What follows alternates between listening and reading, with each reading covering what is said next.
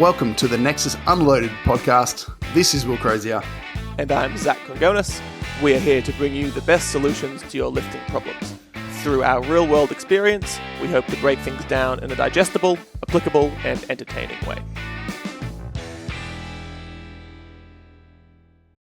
Today we welcome Mikki officially to the podcast as a guest or a co-host or however you want to view that, talking through Mikki's history, how she's a part of our team, nutrition at Nexus, and the question around going up a weight class or down a weight class and the considerations that come with that, the struggles that come with that, people's mindset struggles around being competitive enough, and then the actual talk through about how to do that in a practical sense, about how to do that in a smart way. So lots of thoughts about everything weight classes and everybody's struggles around them, how we should view them, how we should go about them. Enjoy. So for today's episode, we bring in a special guest out of camera, Tank. Tank is part of the episode. He is going to be joining us. You probably hear him annoying us and just generally being a pest, but for now, might even sleep today. He's being a cute sleepy. Yeah. But Also our other guest, which we have on, is Mikki. So usually behind the scenes is Mikki. Behind the scenes button presser, but now she is an actual host. I was gonna do this when you said and Mikki. Oh. Were you going to hit the crickets button? One. That one, leave that in. That's the first one's perfect. Scary Mikki. Both of those. But yeah, so Mikki's usually running the camera and making sure that we don't do too dumb of things, which doesn't really work. But today she's actually on to talk about our topic and help us navigate the topic that we're going through. Mm-hmm. Me and you are still by far the stars of the show. I'm pretty sure I was listed as an icon in the podcast feedback when someone said that they want my opinion. Unknowledgeable person. But what? They don't. Very, very. I'm pretty sure you can't say we don't want criticism and then criticize the people. Absolutely, I can. This is my podcast. I can do what I want. You can't criticize the people that are giving us feedback. Zach, can you bring up the comment on that video that Craig responded whilst Mikki does her recap? Because we're going to do a recap of all the competitors we had over the weekend, because we had a bunch of people, so I just wanted to give them a shout out real quick. Mikki, if you want to go through them so I don't forget anybody. We probably will forget someone, though. Probably will forget one person. Sorry, that person in advance. Sorry, in advance. Yes, so we had a large list of people who compete, not just locally. Obviously, Zach and Will were in Melbourne. Yeah. Read out their name and then I'll give a short recap. Lauren Gunn. That's Zach. Oh, that's you. That's me. Yeah, give the short recap. Go. So Loz had a stellar performance, first time back on the platform in about 12 months, and she had a lot of fun. Just really good day. I think she PB'd on a few lifts. Sadly missed a 100-kilo bench that she was chasing. That's what she really, really gunning for, but she hit a 97.5. So huge efforts to her. Well done. Made weight easy. Excellent. Next. Jono Bentley. Jono, our resident strongman, venturing into the world of the power lifts. I think he had a lot more fun than he expected to, and I think he will be back to powerlifting, but he is taking a detour back to strongman, just wobbling between the lines a little bit. Just can't stop hugging stones. Didn't have the exact perfect day, but over the course of the prep, learned how to squat, learned how to bench. So still came out of it with a lot of positives for sure. Paula killed it. Competed in the 67s at 64, won the class, hit PBs across the board. Got invited to Pro Raw, so we'll see her back on the platform at Pro Raw in under 60s. And River killing it. River, same thing, killed it. Only came second to his best mate. Fuck that as guy. well. How dare he only come second? It's because you wrapped his knees as well. You wrapped Ash's knees as well. You should have just wrapped him really badly. Sabotaged him. Yeah, no worries, man. I'll do it. He came in. I think Ash hit a 840 total, and River hit a 775. But Ash has big squat on him, so you definitely gave him the advantage there. Should have sabotaged him. But he did really well. Hit all the PBs. Also got invited to Pro Raw, so we'll see him be a very thick 110 at Pro Raw. Justin Cherokee. Justin. Yeah, I hope I pronounced that Cherokee. Whatever, I'm glad you said it. You can take the blame for that. No, he was gunning for a 400 kilo squat. Unfortunately, on the second, just had some speed wobbles, I'm going to call them, and just missed it. Came back on the third attempt for it again. Managed to move it up really well, but just slightly off the depth needed. So, unfortunately, not locking in white lights for it. Smashed through the bench press. I think like a literal smidgen under 500-pound bench press on him. And the deadlift went pretty well as well. So, not again. He's hard on himself because he's an elite lifter and well over 900 total. Yeah, 940 total, I believe, from memory, and so not bad. Your first prep together, so it should be good. Yeah, future ahead. Yeah. Christine Henwood. Christine broke, I think, every record that there is in GPC. World Masters. Yeah, she was over at the Worlds in... She went to Worlds over in Slovakia. So won her 3 lift and then did also the single lifts in squat, bench press, and deadlift. So essentially did 3 lifts. But yeah, destroyed everyone, destroyed all the records. Will be also progressing on to Pro Raw to compete in the brand new Old Dogs category. Yeah, I love that category. I think it's fucking sick. Oh, it's going to be... I think it's that's actually going to be really best. competitive. I was unsure if it would be like super competitive or not, but there it will be competitive. I've got a couple on my list that'll be doing it, and I honestly think that Old Dogs is probably going to make Pro Raw this year. Like, I genuinely think... Because, I mean... The sad reality is a lot of the people over the age of 50 are not getting a Pro Raw invite to be competitive in the 110s or whatever, right? Like, yeah. I'm not, I'm sure there are definitely people out there that are worthy, but there's a larger list of people that wouldn't get the competitiveness invite. Yeah. And so I think to be on that platform at over 50 and showing people what you're capable of doing. I think it's a really good addition to Pro Raw for sure. They're just going to have a fucking blast, man. Like, yeah. I think it's just going to be really, really cool. Vince, Simonetta. Another one that's going to be progressing on to the Old Dogs category. Is he? Is he over 50? Yeah. Fuck. H well. So, you better hope he's over 50, otherwise you're just calling him out. Well, did he hit a PB? That's the goal. He equaled his PB squat in sleeves. Yeah, he got his PB total, even though he competed in sleeves rather than wraps for his squat, and he did conventional as opposed to sumo, which is was his weaker of the two. They're pretty even now. So, all right. And now we hand the microphone over to Sir Zachary, who we have Joram Rando. Mr. Joram was down at... Was it Melbourne Cup? Yeah. Was that the one?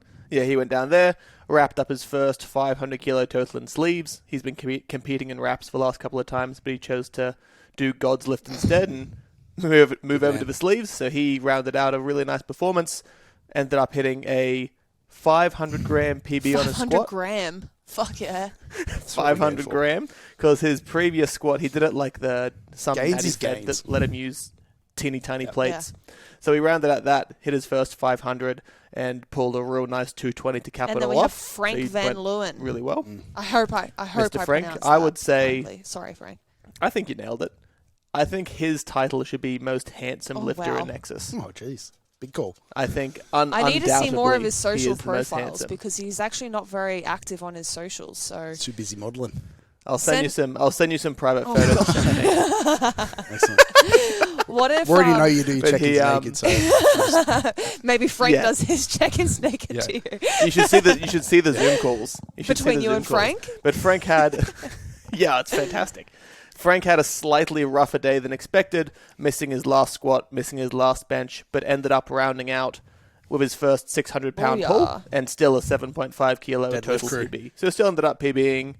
Still had a massive deadlift, but just a little bit rougher of a day than expected. Deadlifts are the only one that counts. Still to walk away with a PR. Yeah, very good. That's it. That's what we got on my list so far. And I again apologise to anyone if we've missed them. You can blame your coaches for that. Yes. Have you put up Craig's YouTube comment from the other week when he criticised us? Which one? The response to you saying is it criticism or is it feedback? Yeah, he responded saying it is neither criticism nor feedback, just an objective marker.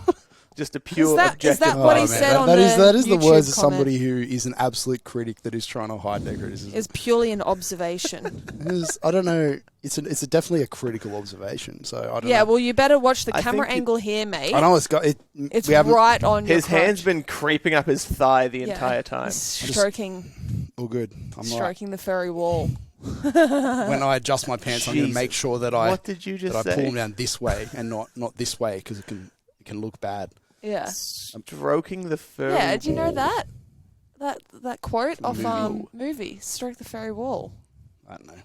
What movie are you watching? What's what it movies called? Are you watching? Is it something Sarah getting to know? I don't know. I don't know. Whatever. It doesn't matter. But it's Russell Um, Brand. Yes. Yeah. As you High as a expect. kite. Yeah. Russell Where are we headed today? So for today, obviously Mikki's here for a reason. She isn't just coming on because Brand. Spending 10 minutes talking. 20 minutes? How far are we in? Fucking 10, 20 minutes talking all good. shit. That's where we're at. But unless you have anything else to say, Zach, any news that you want to throw upon us, we're going to jump into today's. I mean, it's not news. It's just merely an Okay. observation. There's more lifters who are now hairless than previously. Did you That's see usually that on what happens Thomas's with age. Instagram? What was on Thomas's When he Instagram? went, he's like, "Oh, I'm looking for a bald-headed, bearded man at a powerlifting comp," and because he was looking for Dan. Dan competed, and on Thomas's account, he's like, "I'm looking for a bald-headed, bearded man." He's like, "There's Dan. There's Dan." Like zoomed in on probably about 10 That's pretty funny. bald-headed, bearded men. It's very true. See, I'm focusing a little bit more on general body right. hair.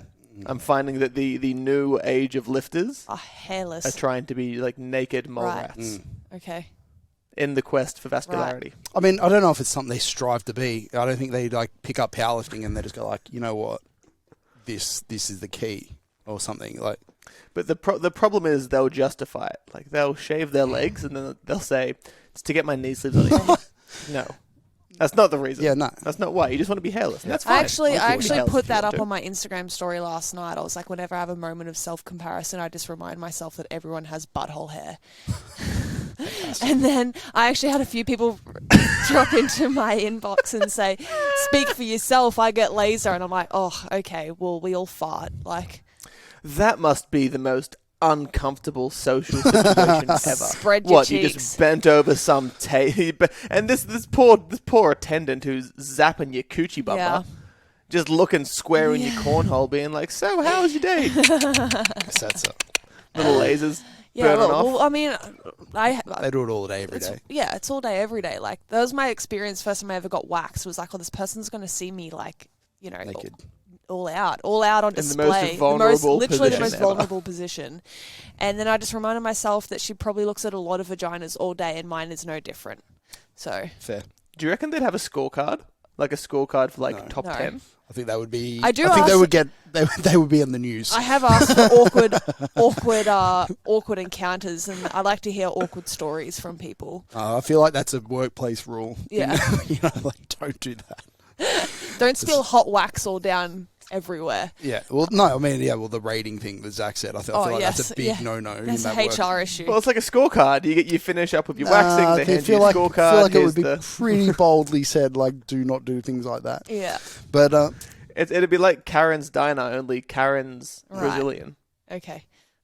they leave a Well, review. or Let's something. move on from that topic. We can leave that. So let's we jump can into leave that who where is that who is Mikki first of all, because we know Mikki as the she does some of the stuff behind the scenes for Big this, bad but bitch. as the As Zach likes to describe me as. manager of Nexus, as the nutrition coach of Nexus, lots Big of things bad within bitch. Nexus we know Mikki from. But as far as like who is Mikki as a person, as a background, let's jump into that before we I'm a because sick cunt. That's me. What No, else? so Sick cunt or shit my cunt? my background, I was a competitive track and field athlete. I was a competitive AFL player, rugby league player, boxing. I did BMX. I did a lot of different Sporty. sports. I was a Sporty very sport. athletic child. And then did you do anything, Zach? he was a sprinter, high Yeah, jumper. I played all good. of them. I was sprinter, high jumper, played tennis really badly, rugby. I soccer. played hockey as well. Rugby really I played badly, all- soccer really badly, and then came to powerlifting and Robo spine. I was pretty awful at most things. That was pretty awful. Will on those used to be a things. I sprinter. could run Could you straight. believe that? Did lots of things. I did everything. A little Same thing. athletics. Athletics, all of it. Woofed. Did the long Did you go to distance state? thing too. Did you go to states? Not for sprinting. Oh, you suck. Not I did. State Okay, champ. righto. Only states, Mickey. Yeah. Fuck. State champ. Well, Mum and Dad didn't let. Okay, so this skipping was that. this was. Oh, here's Okay. we're digging up Yeah, some here we trauma go. here. But Dad didn't So let me. legit, as a child, I was given the opportunity to either go to Queensland state titles and do. I think it was 1, 2, and 400 meter sprints, or get a brand new pair of etnies, and I chose etnies. What the fuck's an It's like a etnie? skate shoe back then. You're probably too young. Fat, Oh, God. like fat. They weighed skate about shoes. a kilo. Like, Yeah. It was just ridiculous. So I picked dragging around a etnies. fucking block of concrete for your shoe. But yeah, so very athletic. Going back to me. That's Mickey's favourite sentence. So going back to me. Going back, I had a very athletic background, and with some of that athletic background came a lot of pressure, external pressure, not from my parents, but from other relatives, family members that were very high-level coaches themselves. And with that came a little bit of body dysmorphia, body issues. I was bulimic for the later years of my high school and then into just before I met Will. About 17, 18, 19, trying to, it was one of the things that I resorted to make weight for my boxing career. I was competing under 60s and I'm 5'9", so under 60 kilos at 5'9", there's not a lot to me. And so with that, I guess, issue around weight classes and under eating and trying to be competitive is kind of where we sparked today's Yeah, main wow, what a question. segue. I can't believe that was set up that well. Jeez. Yeah, for someone That was that's smooth. rambles all the time. Just Someone didn't set that up at all. Yeah, it. I feel like carries well into today. Yeah. So the person that the question that we had come in wasn't exactly written. It was a little bit longer than this, but it was the question that we decided. The problem that we decided for today is I need to go up a weight class, but I'm not competitive enough. So what should I do about it? So like this could be. This is something that comes up all the time for me. And I know that you, Mikki, I know Zach, I know you've dealt with a few people with this, like a literal exact kind of question. But very, very common because you compete at like a certain weight class, like whatever, 100 kilos, and maybe you weigh 105 and like you're cutting weight for it each time and you know it's detrimental to your performance, but you're like, I don't want to go up to the next one, to the 110s, because they're really strong and like they're stronger than me and then I'm not going to be able to win. So you just want to win by cutting your weight every time, and you might not get stronger, but you see it as an achievement because it helps you win and whatever. But I mean, standing from a more zoomed out view, we as coaches know that a lot of the times in those situations, your approach should be, look, let's focus on the big picture here. You shouldn't be cutting for that weight class. You can definitely fill out 110s, given it a couple of years or a bit longer time frame, depending on where you're at. And that's going to lead, at first to you not maybe winning competitions, but down the line, you're going to be a way better lifter, way more competitive lifter, be able to hit way bigger numbers, and it's just a way better approach to take that most of the time. The conversation that I have with a lot of males, more so than females, when it comes to this particular area is, why did you start lifting in the first place? Like, Will, why did you first start powerlifting or lifting in the first place? Like, what was your number one, chicks. aside from getting chicks, what was your number, because he already had me, he was bodybuilding before, so he already scored. So when I started lifting. No, but like, okay, when you first started like powerlifting or lifting in general, what was your, like, the main reason why you got into it? Get fucking strong. No, it's because I hated dieting from bodybuilding. I was like, fuck this shit. I can still lift heavy and not diet. Yeah, that's it. but like, get strong. Get to strong. get as big and as strong as you possibly could. Yeah? Yeah, Like, that's get why you as got strong into as the I gym. possibly could. Yeah, for powerlifting. Yeah, Yeah. absolutely. I came from bodybuilding. I was like, this is we're not going to go into a whole comparison thing here, but like, I'm sick of the dieting stuff like this. When you get on stage for bodybuilding, you're at your literal weakest. Like you could not be the worse of an athlete from a performance perspective when you step on stage as a bodybuilder. Yes. But I really liked being really strong, so I liked the off season of bodybuilding. And then my friend said to me, hey, there's this sport that exists that allows you to pretty much just be in an off season all the time, and you just get judged from an objective point of view of how much you can lift, as opposed to What you look like. subjective how you look like on stage and compared to other people. And I was like, this sounds like the best thing ever. Like, why have I not done this before? Yeah. And then 6 months later, I was doing a powerlifting comp. So that's the sort of, without that well-rounded story, that's basically the conversation that I have with a lot of my clients. Don't fucking come at me if you ask. But that's the conversation that I have with a lot of my male clients, is to get as big and as strong as you possibly could. That's why you got into powerlifting to begin with. So why are you holding yourself back to a weight class and holding yourself back from maximal strength potential? Yeah. A lot of them kind of sit there and go, yeah, you're right. I need to eat a little bit more food. So yeah, most people didn't start to win a particular trophy in a particular weight class or to get a certain dot score or whatever like that. That comes with it eventually down the line. I'm not saying it's the wrong decision and those people are wrong. Yeah. But most people started just to get fucking big as strong as possible. Exactly. Now, when we've talked about this before, and when I've had these conversations with clients, sometimes I tell them that, like, imagine you are grandpa and you have some grandkids and they're sitting around the campfire and asking you about what you did when you were young, and you were like, well, actually, and you start telling them about your powerlifting. Well, yes, son. well, that's what I'm expecting. And I always say to them, like, you don't want asterisks next to them. Like, you don't want to go like, look, I deadlifted X in this weight class, but I didn't wear wraps for it. I was in sleeves or whatever. Like, I'd used the bendy bar or whatever. Like, you don't want to like have asterisks next to your achievements. Like, I feel like you want to be able to just say, hey, I deadlifted 300, and they're like, wow. Like, they don't go like, oh yeah, but grandpa, like, why was that on a deadlift bar, and was that a 24-hour weigh-in or a 2-hour weigh-in? And you're like, oh man, fuck, these kids are fucking, they're coming at me. Like, no, they're not going to do that. They're not going to do that. They're going to go like 300 kilos. Geez, that's like fucking 10. Back in my day. That's 10 of me. Yeah. Wow, that's really impressive. Or, conversely, if the numbers are shit, they'll just be like, grandpa's a fucking pussy. Like, they won't Hopefully care. not. Like, Hopefully what do you not. mean he did it on a stiff bar? You only Yeah, you deadlifted shouldn't have to 100 back kilos. it up with 5 asterisks. Is what I'm saying. It should be like, if you deadlift or squat 300 kilos, whatever it is, it's impressive. Full stop. And I feel like that's what we all start off with. We shouldn't be.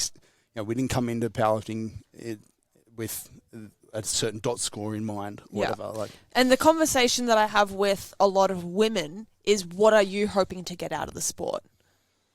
Right? Because women don't necessarily come into this with the same mindset of men, is to get as big and as strong as I possibly can.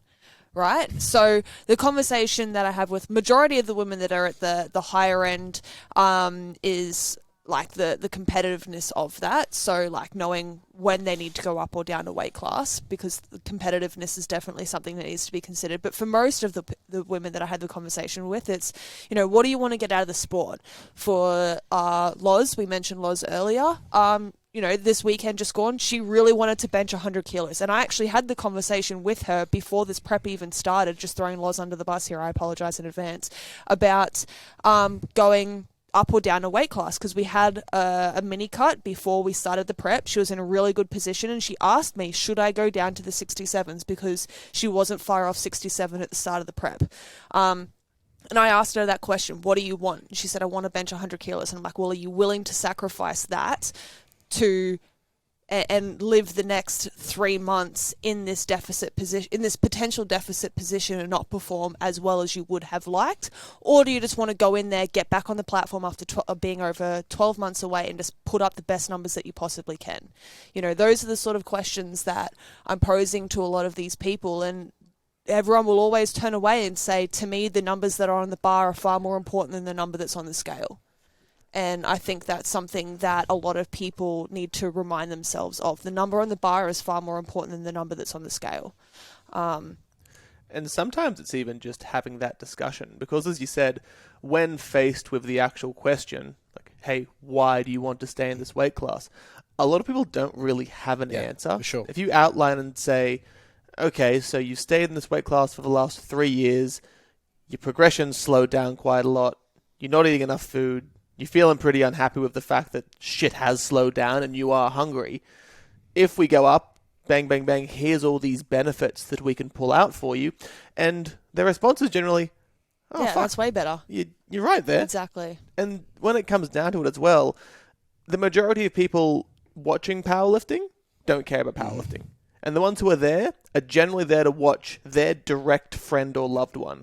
You don't have a spectator or somebody walking up to the scoreboard with their calculator, typing in your body weight, typing in your total and being like, oh, this person doesn't stack up. This person sucks. How dare they be this weight class? Exactly. It doesn't that's happen. the conversation that I have with a lot of people as well. Like, you know, for some of these girls that are wanting to, and the 67 and 75 and 82 weight class is kind of the most toxic for women in particular, because there is, you know, it's a 10% sort of jump in body weight. So it is a considerable sort of area, but it's where I would say a larger majority and the most competitive women at the moment currently are, is the 67, 75s, 82s, like that sort of range.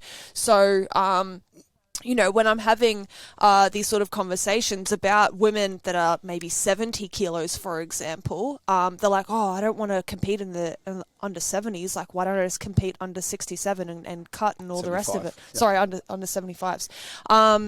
And I just said to him, I was like, do you judge the women in the under 75 weight class because they're 75 kilos? Or do you just look at their numbers and go, holy fuck, that's sick. Like, I want to be doing that sort of a thing. Like, no one is looking at you or your weight class and making judgments based on that. They're, you know, impressed by the numbers that you're moving. No one cares about what weight class you're in at all. They just care about how you conduct yourself on the day, how you treat other people, how you make them feel. The only time competitiveness should be a big consideration should be at a really big meet. And I mean like a pro or something, like a best of the best type scenario. Other than that, the decision making for your weight class should be like, where will I be the strongest? And what sets me up for the best long term progression. I think not you like have this comp, because competitiveness. I just want to like talk about competitiveness. Is like, if you're talking about being competitive at your like local gym meet, it shouldn't be a driving factor. It shouldn't be a driving factor in your decision at that level. It should be like, again, about that long-term picture of like, where will I be competitive down the track? Because, well, let's face it, like if winning a gold medal was your overall goal, then I can guarantee right in, I'll find you the most, you know, out there competition where there's nobody in your weight class and you can win your gold medal. Like, it's not saying that, like, you know, you shouldn't be aiming for gold medals, but like you should be aiming for like a long-term progression and for like a bigger goal, in my opinion. Most people, if you just want a gold medal, I'll find you one. Yeah.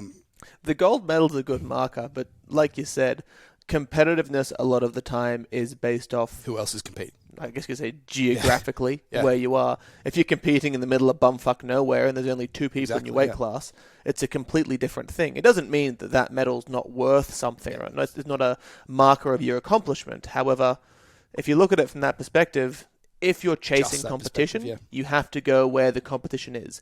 If you're not chasing competition, why not put yourself in the position to do the best total you can? Have fun. And if the medal outweighs the total for you, be in whatever weight class you need to do to win the medal. And if you're going to show your kids that medal and you're going to be proud as fuck, go do that. But if the goal is performance, which is why you enter the sport, where you're going to yes, and having that good quality conversation with either a coach or yourself or a trusted person to set those expectations and set those goals in place can help clarify these things. As we've said, I don't think we're going to go into weight cutting in this episode. Definitely. This is definitely a different This is story. about competitiveness and about making weight class decisions. I can wrap that up in like a What's sentence. Don't do it unless you can win money. My comment with that, when we talk about competitiveness as well, is I feel like you need to earn the right to do a weight cut. Like, you need to earn the right to actually cut weight.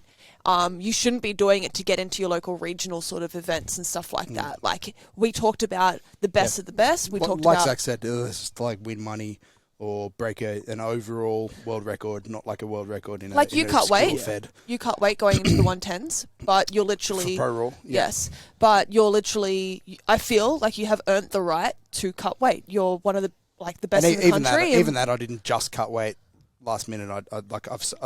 We're 5 months out from pro roll now. I started dieting a month ago. Yeah, Not that I'm going to diet the whole way, just to set myself up. Yeah.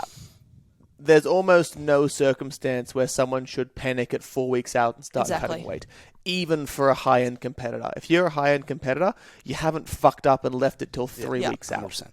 And if you have fucked up and left it till 3 weeks out, you shouldn't. You should take the L and then use that as a marker to say for next time, okay, I should probably get the shit sorted Exactly. earlier on.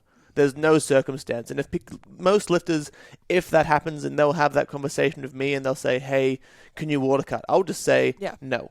My knowledge on water cutting is not massive. And I'm not going to say to Mikki, hey, this person wants to make weight. Here's 2 weeks. I've had many conversations like that in the past, sadly, in my many years of doing this. Yeah. It's not the first time, it won't be the last, but yeah. We're getting all the way from the actual topic. So if we go back to this, we talked about reasons to that there may be competition or the competitive side of it shouldn't be a driver unless it's like at that top level, and performance should be the thing that you should be setting up as your overall like marker as to where you should sit. Like, but I think we should talk about the weight classes as well. Like, some people might be going like, okay, cool, you've enlightened me as to like looking long term, but like, you know, looking at myself now, like, where should I be? Yeah. What weight class should I do long term then? Like, what are the decision makers? If I can kick that off real quick, just to clarify something, it's a weight class, not a weight. A lot of people will see 75s and be like, I've got to be 75. That's the weight class. No, you can be it's a division. any weight in the range. You're allowed to be any weight in the range. That's the top. That's the cap. So anything between the one below that and the in between. So like if you want to compete in the 100 kilo class as a guy, you've got from 90 kilos to 100. So you can be 95 and compete that and still be very competitive. If you want to absolutely max out every small bit of muscle on your frame to get within that, then you have to start looking at other factors. You start looking at how much lean body mass do I have, how much body fat do I have, what's a healthy body fat range, and a certain amount to improve performance, because at a certain amount, like too lean is also a detriment. I think when you're talking about weight classes, you can also define them as height classes. Yep, so that's definitely another consideration for sure, especially in the tested world. Yes, yeah. Well, a lot of the times unless there's like one chunky meat rocket, like one 4 foot pit bull who weighs 120 but that's not going to happen kilos. in tested for sure. Not in tested, no. But I mean, generally it's height classes. So, you know, if you're 6 foot or above and you're competing under 80 kilos, I think you've got to have some questions with your coach at that time as to what you need to be doing to put the weight on to go up a weight class. And where am I going to be competitive? Not competitive. Where am I going to be my strongest long term? Yes, yeah. How am I going to get there? So yeah, there's definitely height classes that need to be considered. Obviously, the heavier, generally the taller, the shorter, generally the lighter sort of end of those weight classes. Women can vary a little bit. You know, we've got Keita, who's 5 foot midget that competes in the under 75. 5 foot. She is.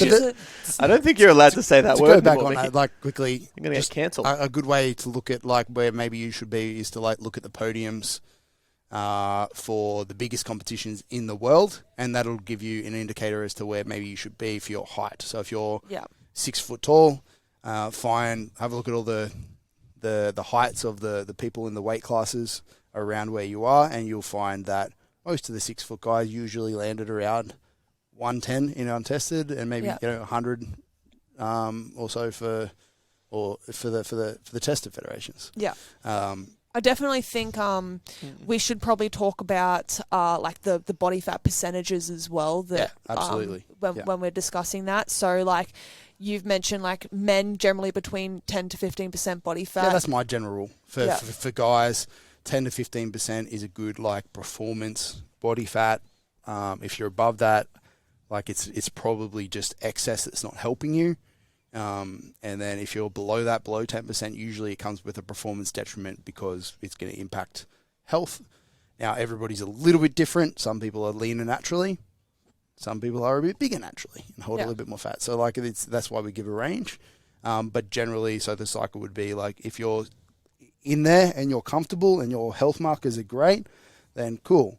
If you're above that range, maybe you need to lose a little bit. And when you're looking to go up a weight class or down, or down a weight class, you need to look at we've talked about do the math on that. Yeah. And so for women, like you mentioned, 10 to 15% for men. For women, it's generally between 18 and 23%. Women generally need a little bit more fat mass for other health reasons and stuff.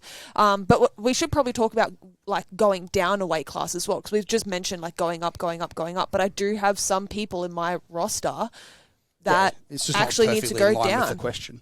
No, it's not. But yeah, there are circumstances where going down a weight class long term is definitely needed as well if you are actually outside some of those health markers and need to improve that. But again, that's not a short term thing. That is a long-term thing as well. It's not dropping 15, 20 kilos to go down a weight class in the next 12 weeks. It could be compete where you are, but just have the objective overview of I'm going to go down a weight class over time. Understand that sometimes there is a little bit of strength loss as the weight loss comes down, but that's not long-term or permanent either. Yeah, more so when you say strength loss in the short term, because your leverages are changing and it takes a little bit more time to get used to how your body moves now. Yeah. But it's not a long-term thing, provided that you keep your muscle mass, and most of the time, you give yourself room to actually gain more muscle mass within the weight class. So. Yeah. That is also considering, say, for people who are having actual changes in leverages, that's generally with decent drops of weight. Yeah, like a 10%. I wouldn't say that someone who's going, if someone's a little bit fuzzy at 93, and they're sitting at, God, what, the man, 19, 20%, they lose 3 or 4% body fat, they get under 90, they probably will experience zero strength loss. So for me, loss. Or at personally, like my experience with it personally, I definitely noticed that I move a little bit differently going from 120 to 110. Yeah. That's not only because of the 10 kilos weight loss, it's because it's a bunch of things, like my sleep gets crap when I move up towards 120 and all that stuff as well. You also gain PP. What? You gain PP? You get extra cock. What? When you lose weight. Right, I'm with you now. Not really, I don't know about that. I don't know whether that's a direct promise. I don't know whether that's a promise. You can see it better. Depends on where you're holding your weight. Yeah, exactly. I look, extra PP is extra PP. I just thought I'd throw that left the field love there. That. Thanks for that inclusion. But yeah, I noticed that I move a little bit differently, and that could be because of mobility stuff, that could be because of the sleep stuff, and there's a bunch of other considerations before it. But I definitely have to move. I squat a little bit differently. I deadlift a little bit differently. Obviously, like you being at 120 or 125, you may be stronger, but the quality, and this is the conversation that you and I had when you said like 125s is not for me, is the quality of your life outside of that one day. Yeah, not worth it at all. It's not for worth me. it. I don't care. Like, I'm competitive enough at 110. I'm not going to have to walk around with the CPAP mask on and have absolutely zero cardio at 120. Yeah, it's just not worth the trade-off for me personally.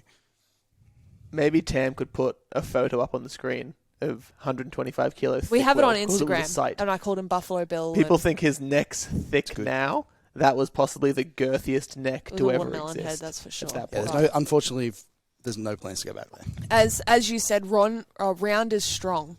But it is. Round is strong. But yeah, that's the conversation that we had, was the quality of his life outside of that one specific day was not worth the weight gain. And it's the same conversation that needs to be had when it's going down a weight class as well, is the quality of your life outside that one day to be under 110s when you should be under 125s or something like that. Is it worth it? Is it worth the sacrifice of constantly living in a deficit, constantly having performance issues, constantly being fatigued and fucked and not recovering really well? You can't socialize the same way you normally do. You can't lead a normal life if you're constantly trying to hold yourself back to a weight class that no longer serves you any good.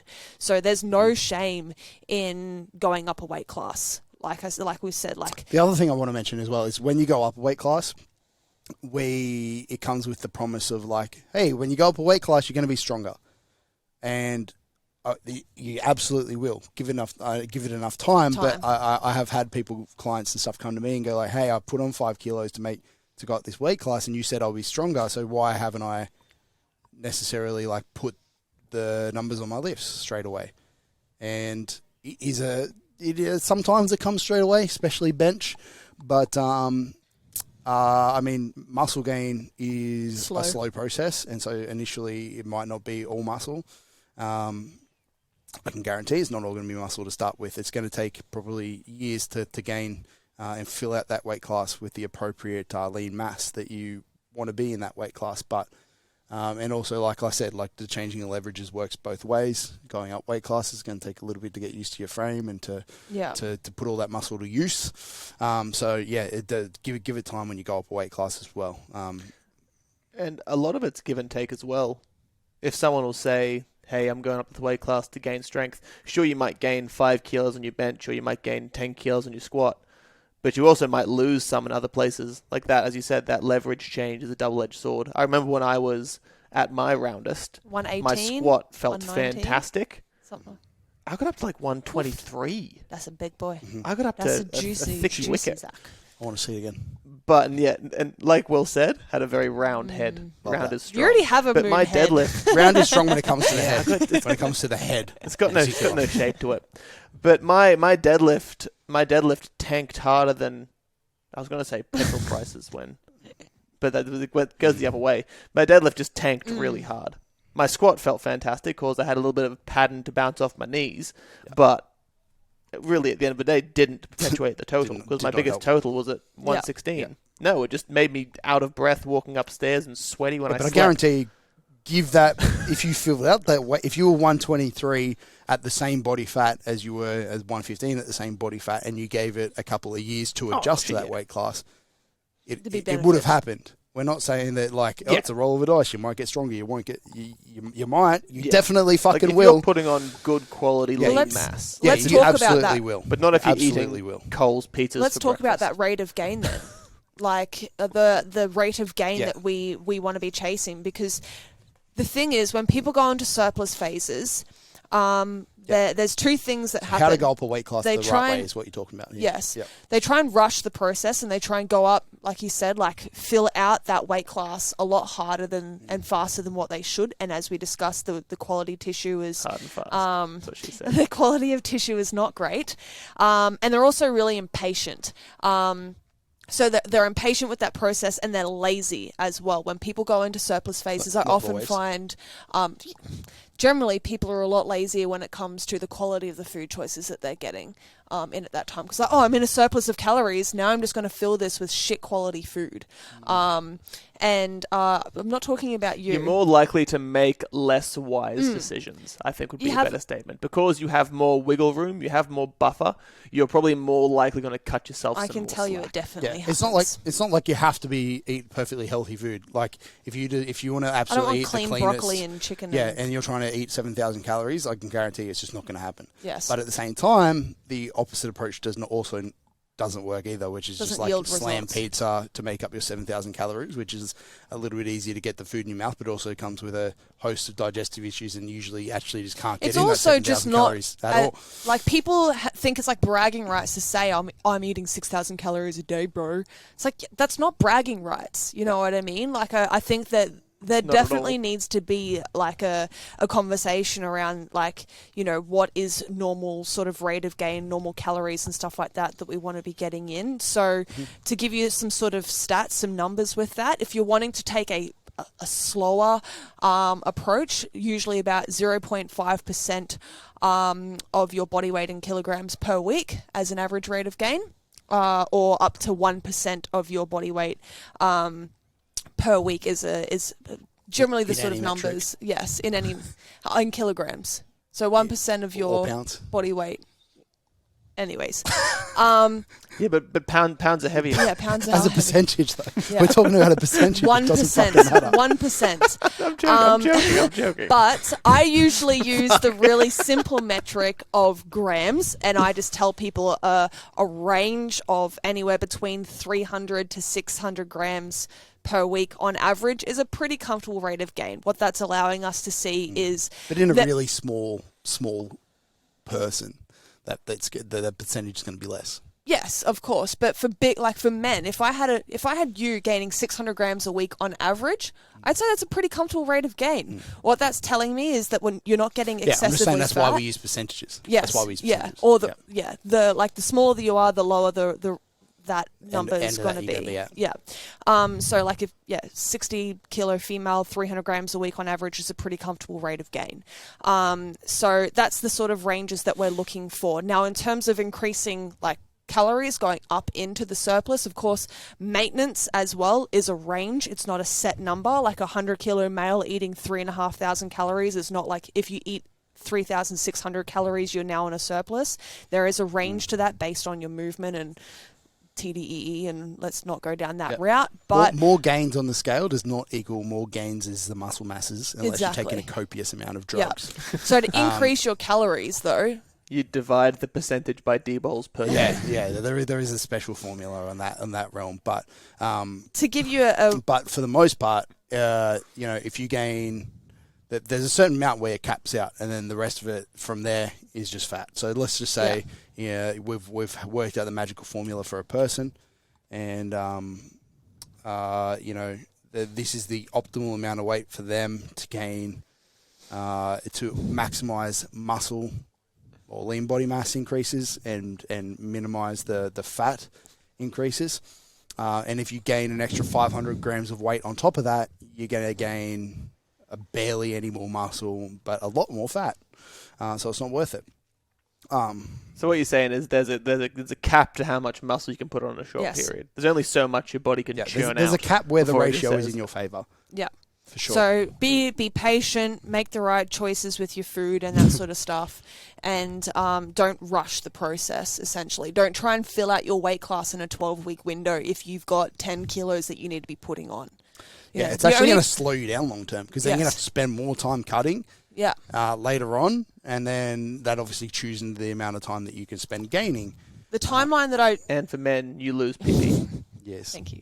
The timeline that I generally ask when people turn to me and say, I want to go into a gaining phase, I'm like, all right, give me 16 weeks. Like, give me 16 weeks at least, and that's what the goal is. But but like that's but be patient. Definitely, yes, but a minimum sort of 16 weeks, because any shorter than that, like, can you really say that the tissue quality that's going on is a high quality, and can you say that it's a decent amount? If you want to go into a surplus phase, you want to be spending a little bit more of a period of time there, and that's why we look over those rate of gains to go, okay, over 16 weeks, if we're gaining on average, let's just go 500 grams. That's a decent amount of fucking weight over 16 weeks.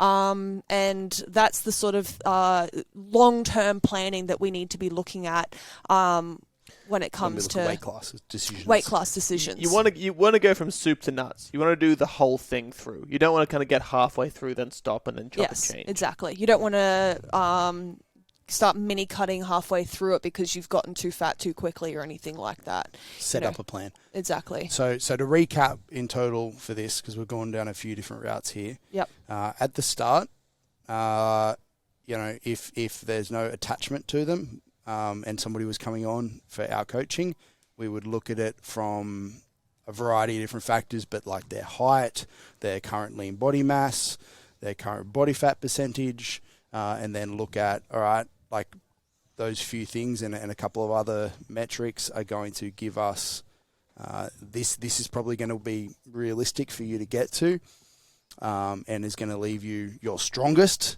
and set you up to be as strong as you possibly can be from a performance aspect.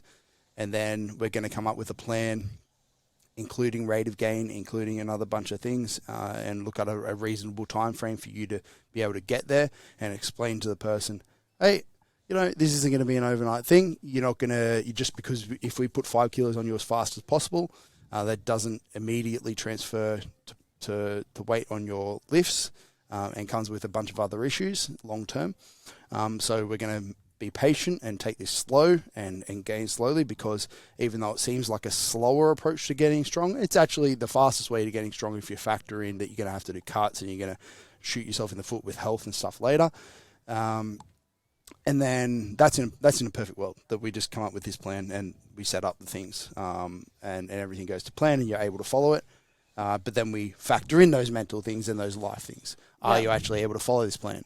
Are you actually able to be that heavy or that light without bringing on a whole bunch of life limitations and factors outside of the powerlifting and the strength goals? Yeah. Are there mental issues that come with those higher or lower weight classes? Like, just because you're the most performance, you're at your best in a performance aspect is going to be by bringing a bunch of issues from the past around that body weight or around the lower body weight. And we're going to have to, not to say that just immediately rules that out, but, let's deal with that shit. Yeah. And that's weight classes. Yeah. That's weight classes. That I think that really well sums up I need to go up a weight class, but I'm not competitive enough. What should I do? Problem and question that we had written in.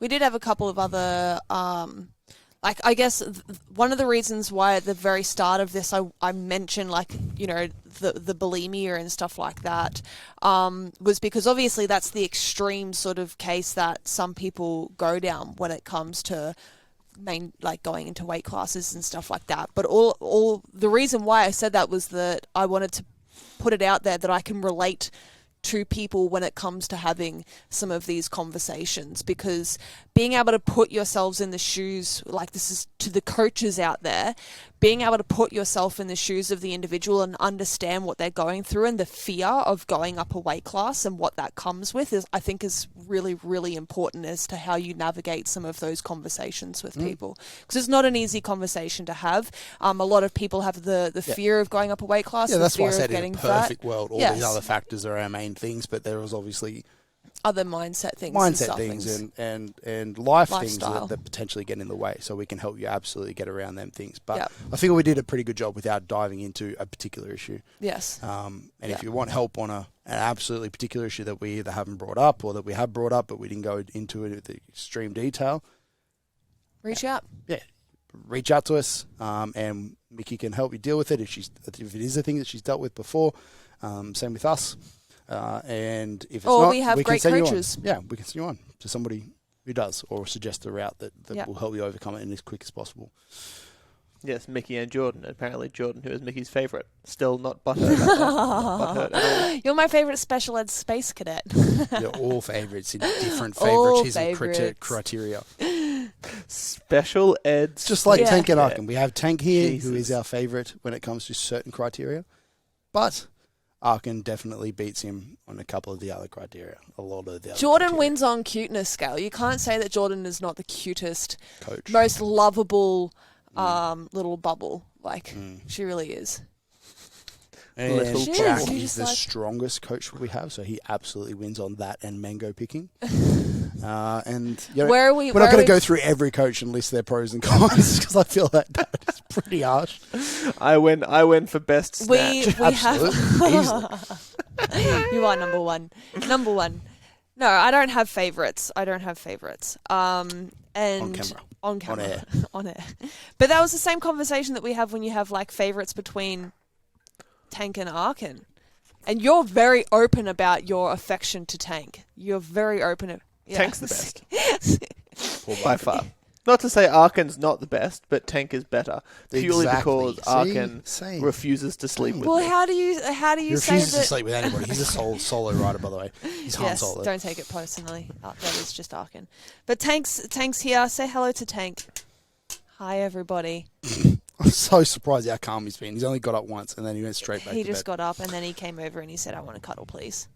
I don't think he went straight back to Mikki. I think if those who hadn't watched the video, Mikki grabbed him and then dragged him back to her Only lap. because he was scratching at the door. Yeah, the door's closed. You can't get out. Yeah. Anyways, let's leave it there. Like I said, if anyone needs any assistance with this, please reach out. Yep. And if you have feedback for Mikki's general performance in this episode, would love to hear it. 10 out of 10. In fact, I would love criticism on Mikki. You can't accept. I'd love criticism, but only for Mikki. We will now accept criticism purely for Mikki, whereas for me and Will... God damn it, if you write in and you start criticising me and Zach and the not people Mikki, love I will me. fucking shut you down. The people love me. Yeah. All right. Please don't do that. Adios. And everyone remember, if you're buying halloumi cheese, it should be made by goat's milk, not cow milk. See you next time. Very important thing to end on. Thank you. Okay, thanks, Zach. Bye-bye. Thank you for listening to Nexus Unloaded. Be sure to jump on our website to find details on everything mentioned on today's podcast, plus information on our coaching, mentoring, and gym services. Make sure to follow us on Instagram at NexusPerformance.Aus for any updates on what we are currently doing. See you all in the next episode.